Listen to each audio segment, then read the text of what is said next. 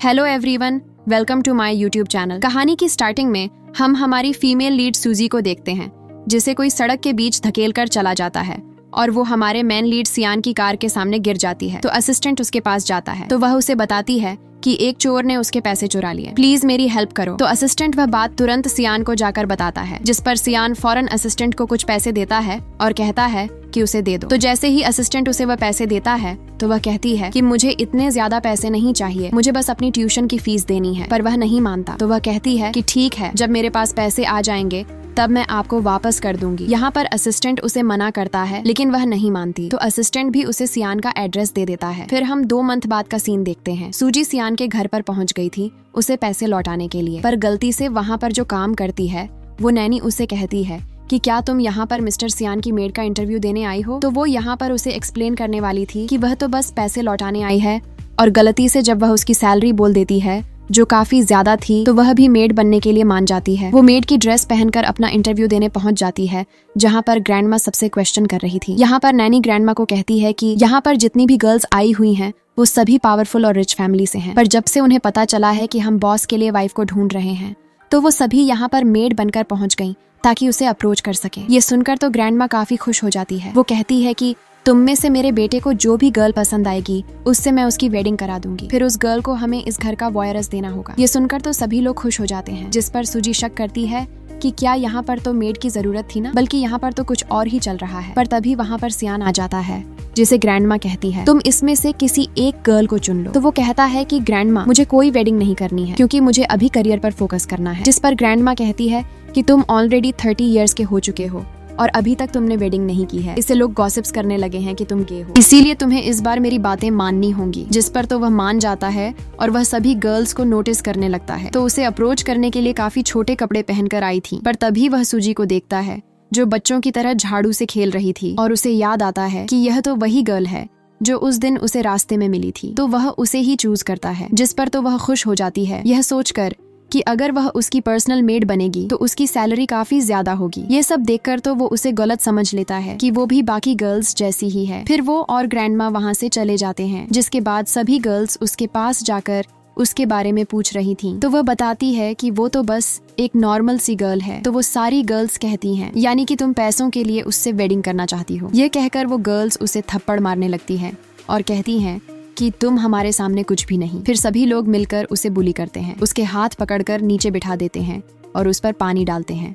तभी वहाँ पर सियान आ जाता है, जो कहता है यहाँ पर क्या हो रहा है। उसे देखकर सभी लोग शॉक रह गए थे। यहाँ पर फौरन सियान तुरंत उसे अपना कोड देता है। तो वो सारी गर्ल्स कहती हैं यह एक नॉर्मल सी गर्ल है जो आपके बिल्कुल भी काबिल नहीं है। तो वो कहता है अच्छा, तो क्या तुम लोग मेरे काबिल हो? जरा अपनी इस बचकानी हरकतों को देखो, फिर किसी को जज करना, और यह मेरी पसंद है। तो तुम लोग होते कौन हो मुझे जज करने वाले? और काफी चिल्लाकर उन्हें बाहर जाने को कहता है। फिर वो सूजी को उठाकर रूम में ले जाता है। ये सब कुछ चुपके से ग्रैंडमा देख रही थी और स्माइल कर रही थी, और वह तो उन दोनों को साथ करने के लिए प्लानिंग भी करने लगती है। वो मेड के हाथों सूजी को सूप भिजवाती है जो सियान को देने जाना था। दूसरी तरफ ग्रैंडमा ने उसे सूप पिला दिया था, जिससे उसे नशा होने लगता है और उसे साथ में गर्मी भी हो रही थी। तो वह समझ जाता है कि खाने में कुछ गड़बड़ था। तभी वहाँ पर सूजी उसके लिए दोबारा से सूप लेकर आती है। तो वो यहाँ पर सोचता है कि यह भी बाकी गर्ल्स की तरह ही है। यहाँ पर सूजी उसे देखकर चेक करती है तो देखती है कि उसकी बॉडी तो काफी गर्म है, यानी कि उसे फीवर है। पर यहाँ पर तो वह उसके पास जाने लगता है, जिस पर वो शॉक रह गई थी। पर वो तो उसे उठाकर बेड पर पटकता है। तो वह जाने लगती है, लेकिन वो उसे नहीं जाने देता। वो अपने कपड़े निकालते हुए कहता है क्या ग्रैंडमा ने तुम्हें यहाँ पर इसीलिए नहीं भेजा है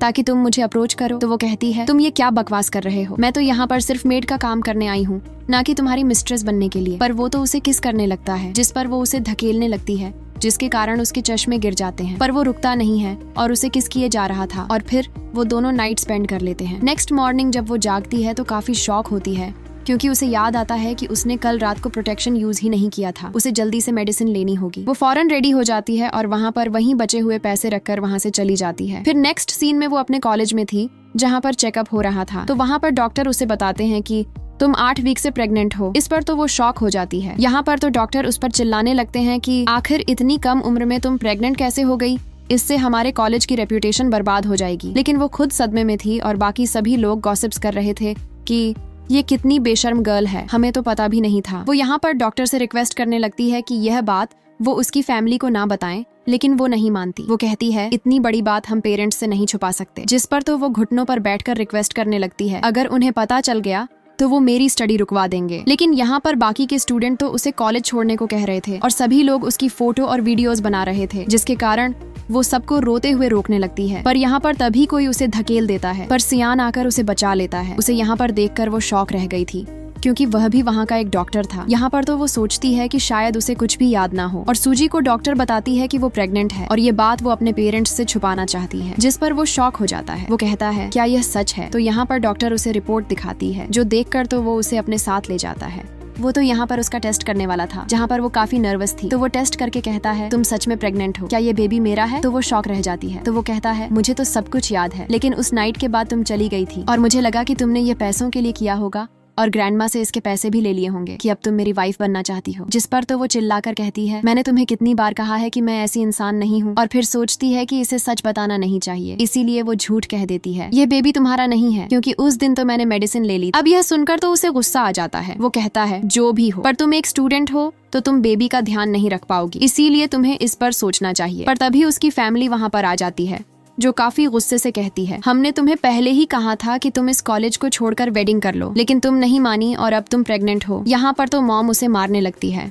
तो सियान कहता है वो अभी काफी कमजोर है, तो आपको उसे आराम करने देना चाहिए। जिस पर तो वो तीनों ही उसे वहाँ से ले जाने लगते हैं। तो वो चिल्लाने लगती है मुझे वापस नहीं जाना है। वो यहाँ पर तो सियान से बार बार हेल्प मांग रही थी, मुझे वापस नहीं जाना है, प्लीज मुझे रोक लो। तो जैसे ही सियान उसे रोकने जाता है तो एक डॉक्टर कहता है यह उनका पर्सनल मैटर है, तो हम उनके बीच में नहीं पड़ सकते। जिस पर तो उसके दिल में दर्द होने लगता है उसे रोता हुआ देखकर। दूसरी तरफ उसकी मॉम उसका अबॉर्शन करवाना चाहती थी, जिस पर वो मना कर देती है। तो मॉम कहती है मैं ये तुम्हारी भलाई के लिए कर रही हूँ और मैंने तुम्हारे लिए ऑलरेडी हस्बैंड ढूंढ लिया है, क्योंकि उसकी वाइफ की कुछ दिन पहले ही डेथ हो गई थी, पर वो हमें दहेज में 5 मिलियन देंगे, इसीलिए तुम्हें उससे वेडिंग करनी होगी। इस पर तो उसे गुस्सा आ जाता है, क्या मैं आपकी बेटी हूँ या नहीं? तो उसका ब्रदर कहता है गर्ल्स का काम यही होता है, बॉयज को 100 करना और उन्हें प्यार देना। पर वो कहती है मुझे यह वेडिंग नहीं करनी और ना ही अब मुझे आपसे कोई रिलेशन रखना है। पर यहाँ पर तो मॉम उसके हाथ मरोड़ कर कहती है तुम्हारे पास और कोई ऑप्शन नहीं है, क्योंकि ऑलरेडी तुम्हें कॉलेज से भी निकाल दिया है। ये कहकर उसे फोर्सफुली वहाँ पर ले जाते हैं, जिसे सियान का असिस्टेंट देख लेता है। वो तो तुरंत सियान के पास जाकर उसे बता देता है, तो वह शॉक रह जाता है। हम यहाँ पर पास्ट का सीन देखते हैं। वह अपनी ग्रैंडमा से कहता है वैसे भी ये मेरा बच्चा नहीं है। तो ग्रैंडमा कहती है मैंने उसकी जानकारी ली थी,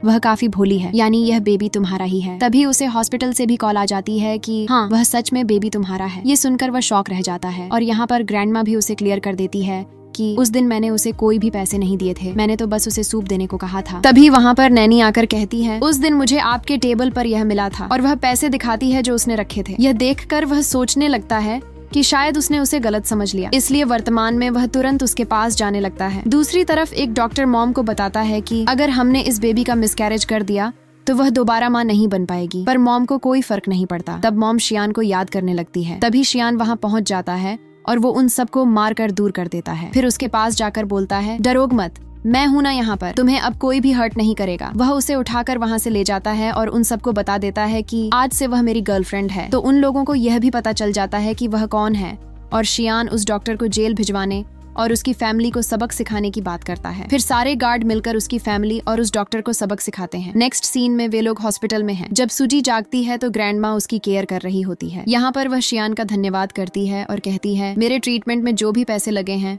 मैं आपको लौटा दूंगी। तो ग्रैंडमा कहती है तुम पागल हो, अब तो तुम हमारी फैमिली का हिस्सा हो। सूजी कहती है मुझे पता नहीं था कि एक बेबी की वजह से मुझे वेडिंग के लिए फोर्स किया जाएगा, लेकिन आप लोग परेशान मत होइए, इसके कारण आप लोगों को परेशान नहीं करूंगी। ये कहकर जाने लगती है, लेकिन वह लोग उसे नहीं जाने देते। तो वह कहती है कि मैंने सुना है कि तुमने मेरी फैमिली के सारे कर्जे चुकाए हैं। जिस पर वह उसे सॉरी करता है, मुझे पहले पता नहीं था, मैंने तुम्हें पहले गलत समझ लिया था। यह सुनकर तो वो उसे देखती रह जाती है और सोचती है कि मुझे यकीन नहीं हो रहा, इतना बड़ा आदमी मुझे सॉरी कह रहा है। वो कहती है सॉरी करने की जरूरत नहीं है, मुझे पता है तुम्हें यह बेबी नहीं चाहिए, लेकिन उस डॉक्टर ने कहा कि अगर हमने मिसकैरेज कर दिया तो मेरे लिए काफी मुश्किल हो जाएगी, लेकिन मैं इसके कारण किसी को भी परेशान नहीं करूंगी। तो ग्रैंडमा कहती है तुम खुद एक बच्ची हो तो तुम अकेले बेबी को कैसे हैंडल करोगी, और ऐसे तो तुम स्टडी भी नहीं कर पाओगी, और यह हमारी फैमिली का वारिस है, तो तुम्हें इसके लिए इतना परेशान होने की जरूरत नहीं है। यहाँ पर शियान भी कहता है हाँ सही कहा, मैं तुमसे वेडिंग करूंगा और तुम्हारा और बेबी का ख्याल रखूंगा। यह सुनकर वो शॉक रह गई थी। यहाँ पर तो ग्रैंडमा भी उसे समझा रही थी, इसीलिए वो मान जाती है। फिर वो लोग उसे लेकर घर जाते हैं, जहाँ पर सारी मेड उसे हेलो करती हैं तो वो शॉक रह गई थी। तो यहाँ पर शियान कहता है अब तुम इनकी बॉस हो तो तुम्हें इसकी आदत डाल लेनी चाहिए। यहाँ पर तो ग्रैंडमा ने उसके लिए पूरे घर को डेकोरेट किया हुआ था और सारी नुकीली चीजों को कवर कर दिया था ताकि वह गलती से भी हर्ट ना हो जाए। और वो उसके लिए कुछ लोगों को हायर करती है, जैसे कि एक ड्राइवर, एक कुक जो खाना बना सके और एक मेकअप आर्टिस्ट। यह देखकर तो वो कहती है ये काफी ज्यादा है ग्रैंडमा। तो ग्रैंडमा कहती है तुम इस घर की डॉटर हो तो तुम्हारा हमें इतना ध्यान तो रखना चाहिए। फिर शियान उसे उसका रूम दिखाता है जहाँ पर उसकी सारी फेवरेट चीजें पड़ी हुई थी और उस कमरे को खुद शियान ने डेकोरेट किया हुआ था। यह पता चलते ही वह शॉक रह गई थी। वो सोचती है मुझे पता नहीं था कि वो इतना स्वीट है। वो उसे कहता है क्या तुम्हें ये पसंद नहीं आया? तो वो कहती है ऐसी बात नहीं है, मैं तो बस परेशान थी कि तुम लोगों ने मेरे लिए कितनी मेहनत की है। तो वह कहता है अब से तुम इस घर की डॉटर हो तो अब तुम मुझे इस नाम से नहीं बुला सकती। तो वह कहती है तो मैं तुम्हें प्रोफेसर कहकर बुलाऊंगी। जिस पर वो कहता है तुम मुझे सिर्फ यान कहकर बुला सकती हो। तो वो कहती है ठीक है। यहाँ पर वो उसे बता देता है कि मेरा रूम भी तुम्हारे बिल्कुल क्लोज है, तो अगर तुम्हें कुछ चाहिए हो तो तुम बेझिझक मेरे रूम में आ जाना। फिर उसके जाने के बाद वो कहती है ये बिल्कुल एक सपने जैसा लग रहा है। लेकिन नाइट को उसे बिजली की आवाज सुनकर काफी डर लग रहा था क्योंकि उसकी मॉम हमेशा उसे एक रूम में बंद कर दिया करती थी। तब काफी तेज बारिश हो रही थी जिसके कारण वो बिजली की आवाज सुनकर डरने लगी थी। वो प्रेजेंट में डर के मारे शियान के पास चली जाती है। वो जैसे ही डोर ओपन करता है तो वो उसे हग कर लेती है और उसके ऊपर चढ़ जाती है। वो कहता है तुम्हारे साथ क्या हुआ है? तो वो बता देती है मुझे बिजली की आवाज सुनकर काफी डर लगता है। जिस पर वो कहता है अब तुम बड़ी हो चुकी हो। यह कहकर वो उसे उतार रहा था तो वह कहती है जब मैं छोटी थी तब मेरी मॉम हमेशा मुझे एक डरावने कमरे में बंद कर दिया करती थी। ये सुनकर तो वो उसे कंफर्ट करने लगता है और उसे अपने बेड पर सुलाकर उसके साथ ही सोने जाता है। वो तो उसे टाइटली हग कर लेती है। यहाँ पर वह सोचता है आखिर मैं इतना केयरिंग कब से हो गया। लेकिन जब वह सो जाती है तो वह दूर जाकर फौरन से आशेटन को कॉल करता है और उसे ऑर्डर देता है कि जाओ उसकी मॉम को एक डरावने कमरे में बंद कर दो। ये सुनकर आशेटन कहता है अगर हम उन्हें ऐसे ही कमरे में बंद कर देंगे तो वह 7 दिनों के अंदर पागल हो जाएगी। लगता है कि आप सच में मिस की काफी फिक्र करते हैं। ये सुनकर वो स्माइल करता है। नेक्स्ट मॉर्निंग वो उसे अपने पास देखकर तो सोचती है क्या मैं कोई ड्रीम तो नहीं देख रही? तो वो कहता है आखिर तुम मुझे ऐसे क्यों देख रही हो? क्या तुम्हें याद नहीं है कि लास्ट टू नाइट को क्या हुआ था? ये सुनकर तो उसे सारी बात याद आने लगती है, जो याद करके वो उसे सॉरी करने लगती है, प्लीज मुझे माफ कर दो, मैं दोबारा ऐसा नहीं करूंगी। जिस पर वो उसे चुप करवाकर कहता है अब तुम मेरी वाइफ बनने वाली हो तो तुम्हें मुझ पर ट्रस्ट करना चाहिए,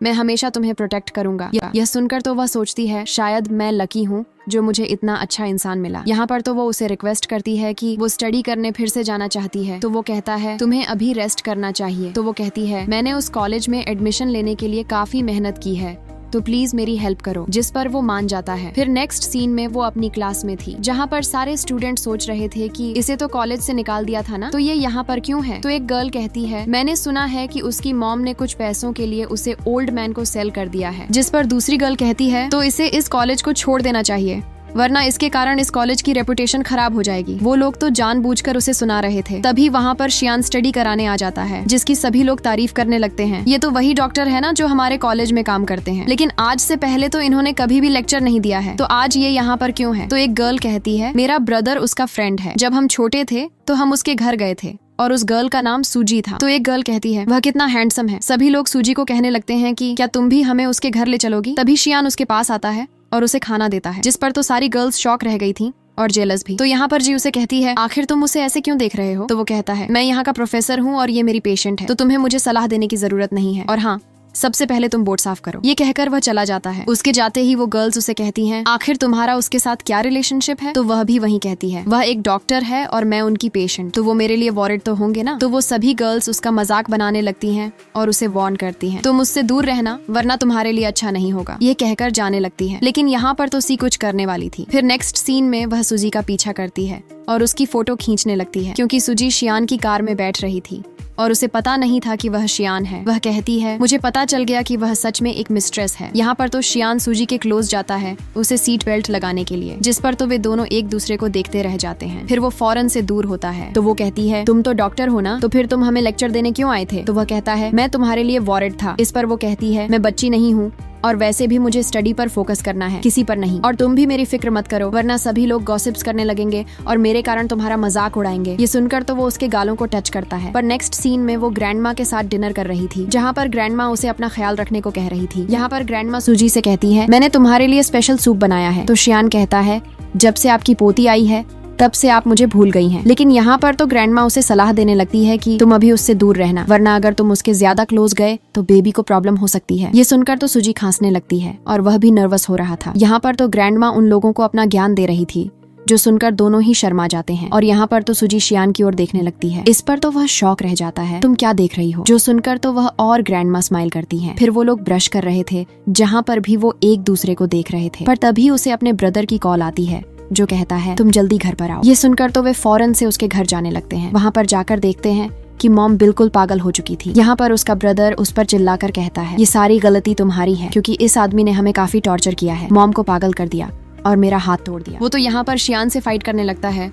जिस पर वो उसका हाथ मरोड़ देता है। यहाँ पर तो वो भी शियान का सपोर्ट कर रही थी। तुम मेरा गुस्सा उस पर क्यों निकाल रहे हो? ये सुनकर शियान को अच्छा लगता है कि कैसे वो उसका सपोर्ट कर रही है। तभी वो उसे मारने जाता है तो शियान बीच में आ जाता है। तो वो कहती है, तुम्हें ज्यादा तो नहीं लगी ना? पर यहाँ पर तो उसका ब्रदर उन लोगों से कंपनसेशन मांग रहा था, वो भी 50 मिलियन। लेकिन वो तो अपने गार्ड के थ्रू उसे पिटवाने लगता है। यहाँ पर उसने तो सूजी की आंखें बंद कर दी थी ताकि इसके कारण बेबी पर कोई असर न हो, लेकिन वो सेट थी। वो कहती है, मुझे पता है कि यह लोग मुझे अपनी फैमिली नहीं मानते, लेकिन इन्होंने ही मुझे बचपन से पाला है, इसलिए तुम उन्हें छोड़ दो। तो वो गार्ड को रोक देता है। फिर वो उसके ब्रदर को 2 मिलियन देकर कहता है, अपना ट्रीटमेंट करवा लेना। फिर नेक्स्ट सीन में वह उसे मेडिसिन लगाते हुए सॉरी करती है, ये सब कुछ मेरे कारण हुआ है। तो वह कहता है, इसमें तुम्हारी कोई गलती नहीं है। तो वह कहती है, मुझे नहीं पता कि वह लोग आखिर मेरे साथ ऐसा बिहेव क्यों करते हैं। ये सुनकर तो वह सोचता है, मुझे ऐसा क्यों लग रहा है कि वो उनकी असली बेटी नहीं है, वरना कोई भी अपनी बेटी को ऐसे बुली नहीं करता। लेकिन अभी के लिए वह यह बात उसे नहीं बताता और वह जाने लगता है। लेकिन बारिश हो रही थी तो वह उसे अपने साथ रुकने को कहती है, पर दोनों को ही नींद नहीं आ रही थी, वो बस करवटें बदल रहे थे। फिर फाइनली दोनों ही एक दूसरे को हक करके सो जाते हैं। फिर नेक्स्ट डे मॉर्निंग सी उसके पास आकर कहती है, तुम काफी बेशर्म हो, क्योंकि उसने वह फोटो पोस्ट कर दी थी।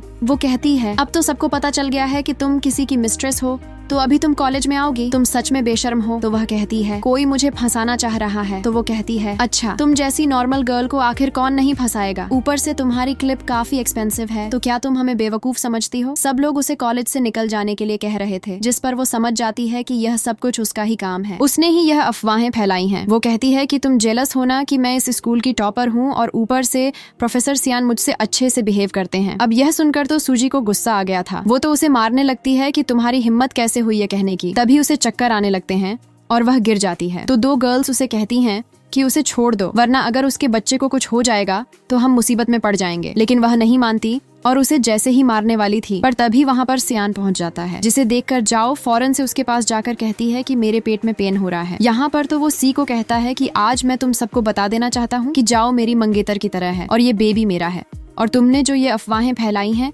उसके लिए तुम्हें रिग्रेट जरूर होगा, और तुम्हें इस कॉलेज से निकाला जाता है दूसरों को बुली करने पर। यह कहकर वो उसे उठाकर ले जाने लगता है। उसके जाते ही वह तुरंत ही लिसा को कॉल करने लगती है, जो कि अब्रॉड में थी। वो कहती है कि तुम वापस आ जाओ, क्योंकि ऑलरेडी मिस्टर सियान की एक मंगेतर है, वो भी प्रेग्नेंट है। ये सुनकर तो ली शॉक थी। वो कहती है कि वह सिर्फ मेरा है। दूसरी तरफ डॉक्टर उसे चेक करके आराम करने को कहते हैं। फिर डॉक्टर के जाने के बाद सभी लोग उसकी केयर कर रहे थे, और यहाँ पर ग्रैंडमा कहती है कि अब तुम्हारा पेट भी बड़ा हो रहा है, तो इसे देखकर दूसरे लोग और भी तुम्हें बुली करेंगे, तो तुम अब से अपने साथ एक गार्ड को ले जाना। तो वो कहती है कि उसकी जरूरत नहीं है, क्योंकि मैंने कॉलेज छोड़ने का फैसला कर लिया है। यह सुनकर वो दोनों खुश हो जाते हैं और कहते हैं कि सच में। फिर ग्रैंडमा तो उसके लिए खाना बनाने जाती है, और यहाँ पर सियान कहता है कि क्या तुमने सच में ये डिसाइड कर लिया है? वो कहती है कि हाँ, क्योंकि मैं ऑनलाइन स्टडी करूंगी ताकि मैं उन लोगों से पीछे न रहूं। ये सुनकर तो वो मुंह बनाने लगता है। तो वो कहती है कि तुम्हें क्या हुआ है, जिस पर वो बताता है कि तुम्हारे सामने इतना बड़ा प्रोफेसर बैठा है और तुम ऑनलाइन स्टडी करना चाहती हो। तो वो कहती है कि मैं तुम्हें परेशान नहीं करना चाहती हूँ, जिस पर वो कहता है कि मैं सब कुछ हैंडल कर लूंगा, बस तुम्हें मुझसे रिक्वेस्ट करनी होगी। जिस पर वो भी उसे रिक्वेस्ट करने लगती है कि प्लीज मुझे स्टडी कराओ, मैं तुम्हारी हर बात मानूंगी। और वो काफी क्यूट वे में कह रही थी, जिसे देखकर वो शाई हो रहा था।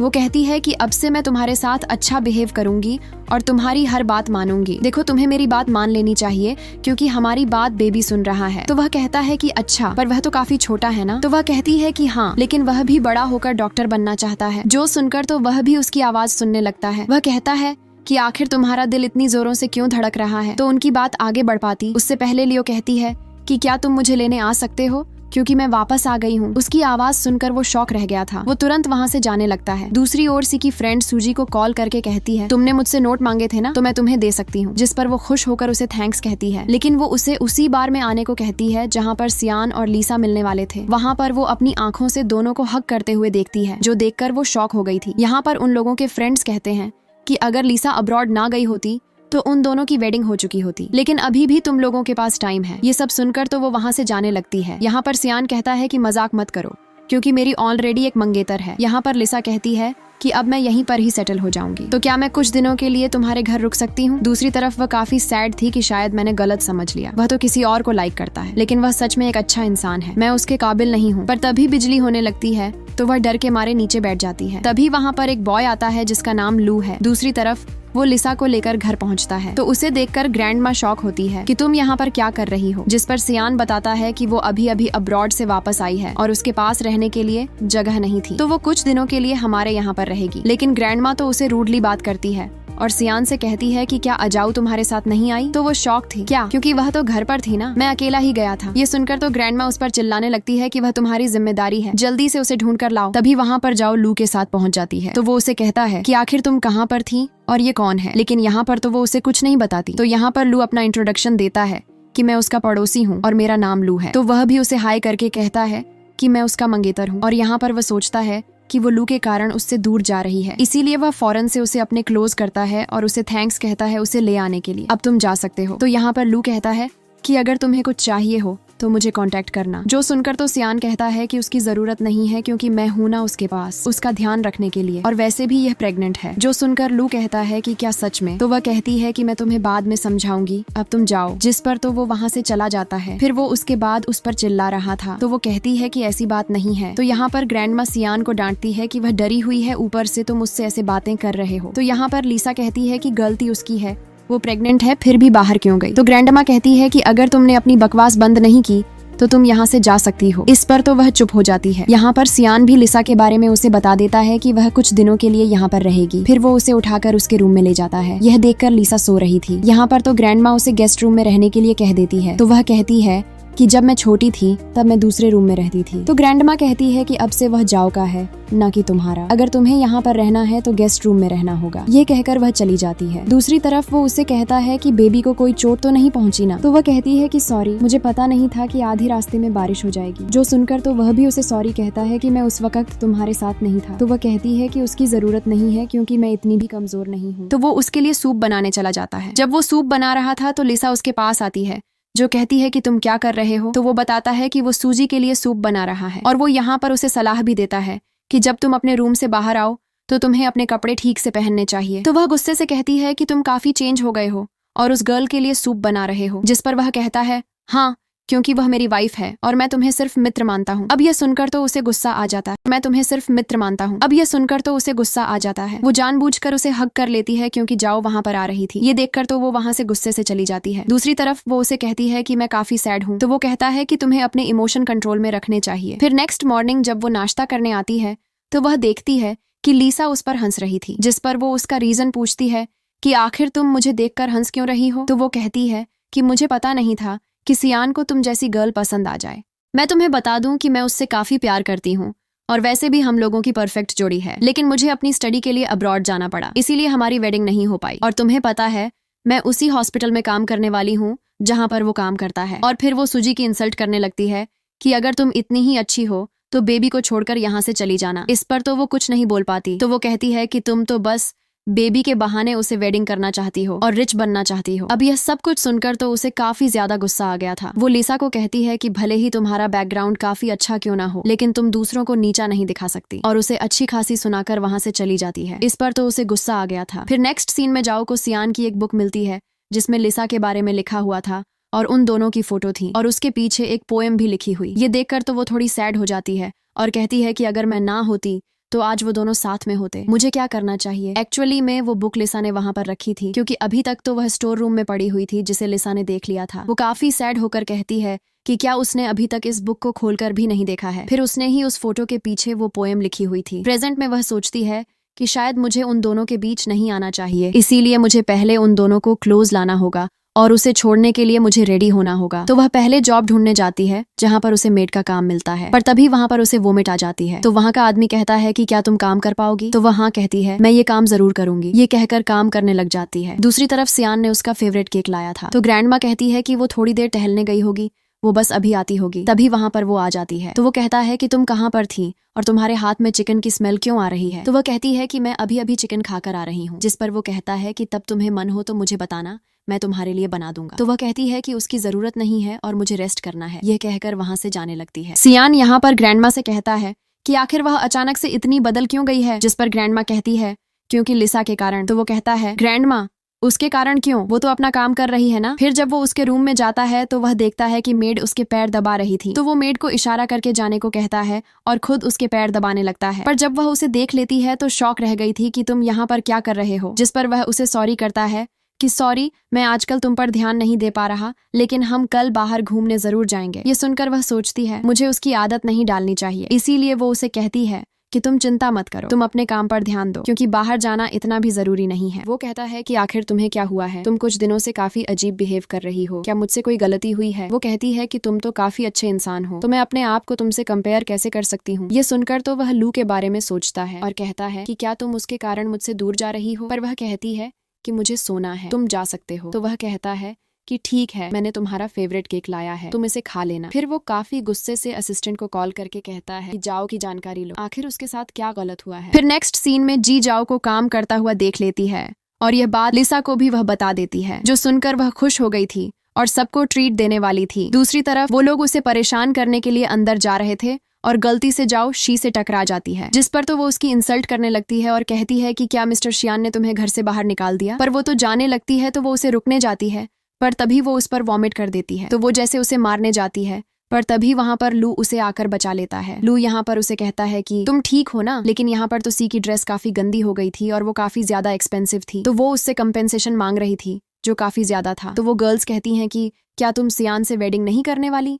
पर तभी वहां पर तो उस कैफे का ओनर आ जाता है। तो यहाँ पर सी जाओ की कंप्लेंट करने लगती है कि आपकी इस गर्ल ने हम पर वॉमिट कर दिया और इस ड्रेस के पैसे भी नहीं दे रही। अगर ये पैसे नहीं देगी तो मैं इस कैफे को बर्बाद कर दूंगी। ये सुनकर तो वो उस सूजी को काम से निकाल देता है, जिस पर लू कहता है कि मैं एक वकील हूँ और मैंने खुद देखा है, उसने जानबूझकर ऐसा कुछ भी नहीं किया है और यहाँ पर सीसीटीवी कैमरा भी है, चाहो तो हम देख सकते हैं, क्योंकि तुम लोग जबरदस्ती उससे पैसे मांग रहे हो तो वो भी तुम पर केस कर सकती है। तो यह सुनकर वो लोग चुप हो जाते हैं और काफी डर गए थे। लेकिन फिर सी कहती है कि मेरी फैमिली काफी पावरफुल है, तो मैं इतनी आसानी से फंसने नहीं वाली। पर यहाँ पर तो लू ने उसकी बातें रिकॉर्ड कर ली थी। वो कहता है कि अगर मैंने यह ऑडियो मीडिया वालों को दे दिया तो तुम्हारी रेपुटेशन की धज्जियां उड़ जाएंगी। यहाँ पर सी कहती है कि क्या तुम उसके सीक्रेट बॉयफ्रेंड हो? तुम बस वेट करो, देखो मैं क्या करती हूँ। फिर लू उसे क्वेश्चन करने लगता है, तो वो कहती है कि मैं तुम्हें बाद में सब कुछ बताऊंगी। फिर यहाँ पर वो आदमी उसे काम से नहीं निकालता। वो कहता है कि तुम्हारे लिए एक ऑर्डर है जो तुम्हें टाइम पर डिलीवर करना है। तो लू कहता है कि मैं तुम्हें वहां पर ले जाऊंगा, जिस पर वो उसे थैंक्स कहती है। फिर वो दोनों एक साथ जा रहे थे, जहां पर वो उसे कहता है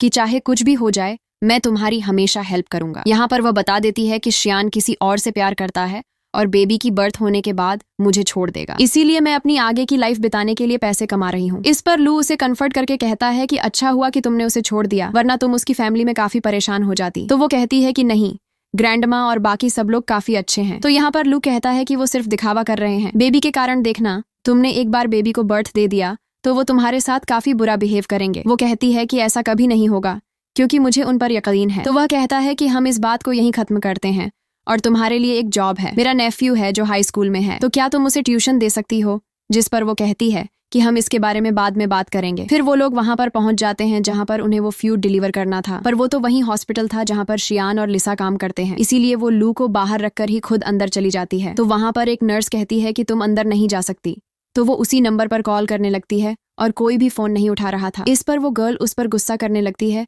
कि तुम यहाँ पर आकर पेशेंट को परेशान मत करो, पर तभी उसे वॉमिट आ जाती है। तो वो गर्ल उस पर चिल्लाने लगती है कि यह तुम्हारा घर नहीं है। तभी कुछ डॉक्टर कहने लगते हैं कि ये तो मिस्टर शियान की गर्लफ्रेंड है ना, बेचारे वो ऐसे गर्ल से वेडिंग करना चाहते हैं जिसमें कोई मैनर्स नहीं है। तभी वहां पर शियान और लिसा आ जाते हैं, जिसे देखकर वो कहते हैं कि तुम यहाँ पर, तो बाकी सभी लोग गॉसिप्स करने लगते हैं। तो वो सबको डांटता है कि इससे तुम्हारा क्या काम कि मैं किससे वेडिंग करता हूँ और किससे नहीं। यह कहकर वो उसे उठाकर वहाँ से ले जाता है। दूसरी तरफ लू बाहर उनका वेट कर रहा था, तो वो कहता है कि तुम दोनों साथ में क्यों हो? तो लू कहता है क्योंकि हम फ्रेंड्स हैं तो हम साथ में तो होंगे ना, इसीलिए अब मुझे उसे दे दो। जिस पर शियान कहता है क्यों, मैं उसे तुम्हें क्यों दूं?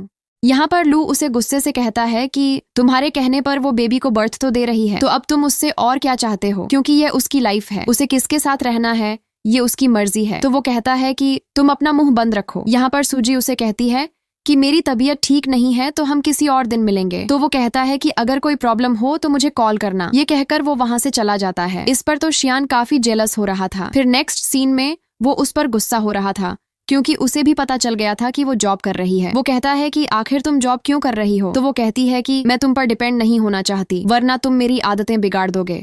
तो वो कहता है कि तो तुम मेरे साथ काम कर सकती हो और साथ में स्टडी भी हो जाएगी। तो वह कहती है कि मुझ में इतनी एबिलिटी नहीं है कि मैं तुम्हारे साथ काम करूंगी, और वैसे भी मुझे एक टीचिंग की जॉब मिल गई है। तो वह कहता है कि ठीक है, ये जॉब काफी अच्छी है। फिर वो उसके लिए सूप बनाने जाता है। फिर वो लू को बता देती है कि वो ये जॉब करेगी। फिर नेक्स्ट सीन में वो लू के घर जा रही थी उसके नेफ्यू को ट्यूशन देने के लिए। तो यहाँ पर सी उन लोगों की वीडियो बना लेती है ताकि वो सबको दिखा सके कि वो दोनों सीक्रेटली एक दूसरे के साथ डेट कर रहे हैं। फिर नेक्स्ट सीन में वो लोग लंच कर रहे थे, जहाँ पर शियान उसे काफी सारा खाना दे रहा था, जिस पर वह कहती है कि मैं इतना नहीं खा पाऊंगी और इतना सारा खाना खाकर मेरा वेट बढ़ जाएगा। तो वह कहता है कि मैं तुम्हें एक्सरसाइज कराऊंगा। इस पर वह स्माइल करने लगती है। तो यहाँ पर ग्रैंडमा कहती है कि जल्दी ही वैलेंटाइन डे आने वाला है, तो तुम लोग कहाँ पर जाने की प्लानिंग बना रहे हो? जिस पर वो कहती है कि क्या हम सच में वैलेंटाइन डे मनाएंगे? तो ग्रैंडमा कहती है कि हाँ, क्योंकि यह तुम्हारी पहली डेटिंग होगी। फिर नेक्स्ट में वो अच्छे से रेडी होकर फॉलोवर लेकर उसके पास जाता है, जहाँ पर वो भी काफी प्यारी लग रही थी। वो उसकी तारीफ करता है तो वो उसे थैंक्स करती है। फिर वो दोनों जाने लगते हैं, पर रास्ते में उसे अपने सीनियर की कॉल आती है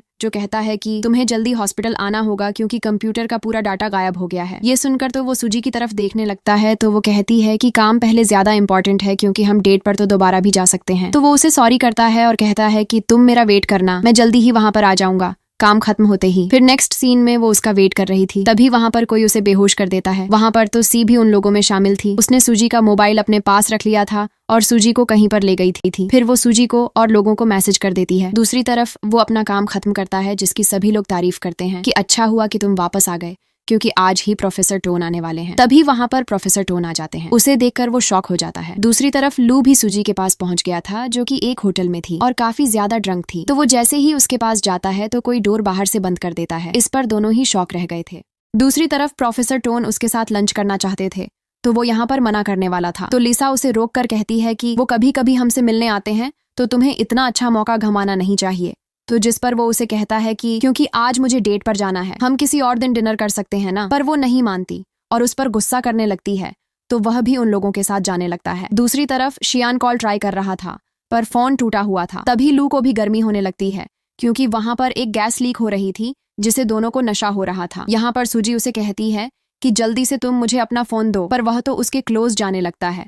दूसरी ओर लिसा छुपके से शियान के खाने में कुछ मिला देती है, जिसे वह खा पी भी लेता है। फिर मिस्टर टोन के जाने के बाद वो भी वहां से जाने लगता है, पर उसे चक्कर आने लगते हैं। तो वो कहती है कि मैं तुम्हें हॉस्पिटल ले चलती हूँ, पर वो मना कर देता है, लेकिन वो उसे जबरदस्ती ले जाती है। फिर नेक्स्ट सीन में वो उसके क्लोज जा रही थी, पर वो तो उसे सूजी समझकर कहता है कि क्या तुम मुझसे वेडिंग करोगी ना? जिस पर लिसा कहती है कि तुम सिर्फ मुझसे प्यार करते हो, वो तुम्हारे बिल्कुल भी लायक नहीं है। लेकिन वो जाने लगता है तो वह कहती है कि क्या तुमने उस लू को इतना अच्छा समझा हुआ है? ये कहकर उसे वही वीडियो दिखाती है जहां पर वो लू के घर जा रही थी। तो यह देखकर वो याद करता है कि उसने असिस्टेंट के थ्रू उन दोनों की इन्फॉर्मेशन निकाली थी, जहां पर उसे पता चलता है कि वो चाइल्डहुड में काफी अच्छे फ्रेंड्स थे, जिसे देखकर सभी लोग उन दोनों की वेडिंग करवाने का सोच रहे थे।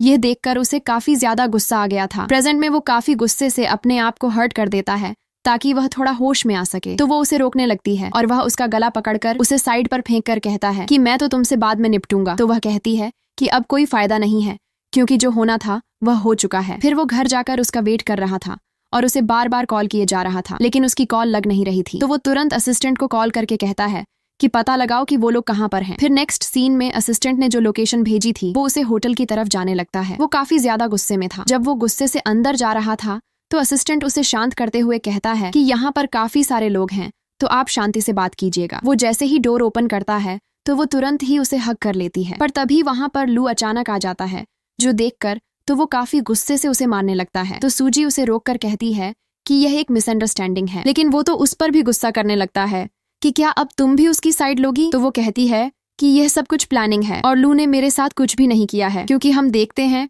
जब वो उसके क्लोज जा रहा था, लेकिन उसने तब अपने आप पर काबू कर लिया था और फौरन से बाहर चले गए थे। ये सुनकर तो वो उसे वहां से ले जाने लगता है। तो लू कहता है कि तुम्हें इसकी जांच कर लेनी चाहिए, वरना आगे चल के सूजी के साथ और बुरा हो सकता है। फिर नेक्स्ट सीन में वो उसे गुस्से से घर लाता है, पर वो तो उसके हाथ में चोट देखकर परेशान हो रही थी, लेकिन वो तो उसे पूछ लेता है कि आखिर तुम मुझे बता दो कि तुम किसे लाइक करती हो। ये सुनकर वो समझ जाती है कि वो जेलस हो रहा है, इसीलिए अगर मैंने लू का नेम ले लिया तो शायद से लिसा और वो एक हो जाए। इसीलिए वो कहती है कि तुम मेरी छोड़ो और मुझे बताओ कि क्या तुम लिसा से काफी प्यार करते हो, क्योंकि तुम दोनों की जोड़ी काफी परफेक्ट है। ये सुनकर तो वो कहता है कि तुम्हें ये किसने कह दिया कि मैं उसके साथ हूँ? तो वो कहती है कि लिसा और मैंने भी तुम दोनों को साथ में हक करते हुए देख लिया था। अब ये सुनकर तो वो समझ जाता है कि ये सब कुछ उसकी प्लानिंग थी। वो कहता है कि मुझे उसे अपने घर नहीं रखना चाहिए था, क्योंकि मैं तो उसे सिर्फ अपनी सिस्टर मानता हूँ। एक्चुअली में जब मेरा एक्सीडेंट हुआ था तब वो अब्रॉड चली गई थी। इस पर वो शॉक होकर कहती है, क्या जॉनी तुम उसे पसंद नहीं करते हो? तो वो कहता है कि नहीं, क्योंकि मैं सिर्फ तुमसे प्यार करता हूँ और तुमसे वेडिंग करना चाहता हूँ। तो वह भी उसे कन्फेस कर देती है कि मैं भी तुमसे प्यार करती हूँ। फिर दोनों ही किस करने लगते हैं। फिर नेक्स्ट सीन में उसने सी की काफी बुरी हालत कर दी थी, जहाँ पर वो उसे सॉरी किए जा रही थी। इसमें मेरी कोई गलती नहीं है, क्योंकि यह काम मुझे लिसा ने करने को कहा था, क्योंकि वो तुम दोनों को साथ में देखकर काफी जेलस थी। तो वो वहां पर लिसा को भी बुलाता है, तो वह तुरंत उसे सॉरी करने लगती है और कहती है कि मैं सच में तुम्हें काफी लाइक करती हूँ। जिस पर वो कहता है कि अच्छा, तो जब मेरा एक्सीडेंट हुआ था तब तुम मुझे छोड़कर चली क्यों गई थी? जिस पर तो वो उसे सॉरी करने लगती है, पर वो उन दोनों को जेल भेज देता है। फिर नेक्स्ट सीन में वो दोनों ग्रैंडमा के पास काफी खुश होकर जाते हैं और कहते हैं कि हम वेडिंग करना चाहते हैं। ये सुनकर तो वो भी काफी ज्यादा खुश हो जाती है। और दूसरी तरफ हमें पता चलता है कि सूजी की मॉम तो बस पागल होने का ड्रामा कर रही थी ताकि वो लोग उससे पैसे ले सके, और अभी भी वो सूजी को कॉल करके 10 मिलियन मांगता है। ये सुनकर वो कहती है कि मैं तुम्हें पैसे नहीं देने वाली, क्योंकि मेरे पास इतने ज्यादा पैसे नहीं हैं। तो वो कहता है, क्यों? तुम्हारी तो वेडिंग होने वाली है ना, और तुम्हें तो पता है मॉम की हालत कैसी है, और मुझे भी वेडिंग करने के लिए पैसे चाहिए। तो क्या तुम एक सिस्टर होने के नाते हमारी इतनी भी हेल्प नहीं कर सकती? वो कहती है कि मैं मॉम को हॉस्पिटल में एडमिट करा सकती हूँ, और अब तुम बड़े हो चुके हो तो तुम्हें अपने खर्चे खुद उठाने चाहिए। लेकिन जब वो नहीं मान रहा था तो वो कहती है कि मैं तुम्हें बिल्कुल भी पैसे नहीं देने वाली। ये सुनकर तो माँ बेटे दोनों को ही काफी गुस्सा आ जाता है और वे कहीं पर जाने लगते हैं। दूसरी ओर वो काफी परेशान थी, तो वो उसे परेशान देखकर पूछता है कि आखिर क्या हुआ है तुम्हारे साथ? तो वह उसे सारी बात बता देती है, जिस पर वह कहता है कि तुम चिंता मत करो, मैं इसे हैंडल कर लूंगा। तो वह कहती है कि चाहे कुछ भी हो जाए